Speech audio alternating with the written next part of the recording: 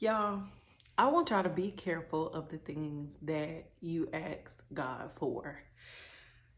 Example, I was literally just in the car and this came over me, and we ask for these things, and I think most of us mean them when we ask for them, but we don't know how they're gonna turn out, how everything is gonna unfold. So once my daughter started to get of age, once I started my healing journey 3 years ago, I pinpointed the things that happened in my life that I feel like I lacked the first 30 years of my life.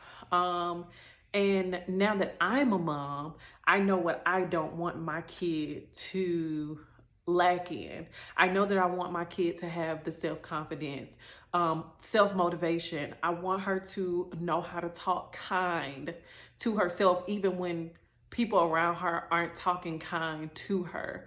I want her to understand that her and her friends are on the same journey. And some friends may not have that same mindset that I want for her to have. So never allow your friends or you feeling lame or, out of the circle, stop you from having your opportunities.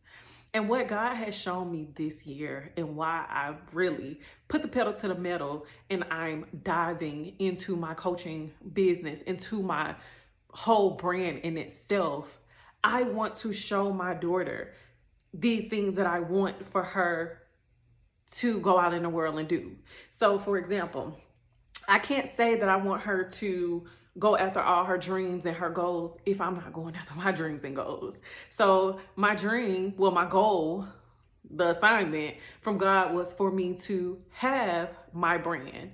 I didn't know what that looked like. I didn't know what that entailed, but I've been going through seasons where I've been sitting alone. And what I know that God was trying to get me to a space to understand is I have to do it alone. If I continue to allow my family, allow my friends to be the ear, the listening ear, number one, and also the people that are open their mouths and putting words on the assignment that they know nothing about, how can I get to where I'm going? For me, how can I show my kid the example of doing it scared, doing it with fear, and sometimes doing it quote unquote alone, because we're not really alone. God is always with us. Doing it alone until it's done. You do it alone until it's done. And just me folding over almost 3 months of being away from my traditional work setting, and now I'm doing things for myself, for my brand, on my own. She's now seeing like, yeah, my mama that girl. And when she go out here in this world, I want her to be like, yeah, I'm that girl. So parents, mamas, and like I always tell y'all, I'm always going to speak from a mom's perspective because I can only tell you how I feel as a woman.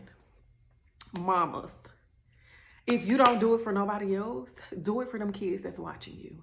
We say all of these things that we don't want for our kids to experience. We say all of these things that we want for our kids to go out here and do and show up as, but we're the example of what they need to be showing up as. So if you want your kid to be able to problem solve conflicts, and at a restaurant something wasn't right on your meal or they overcharged you for something, your kid is watching you problem solve this issue and resolve conflict without it being physical, without you using bad words.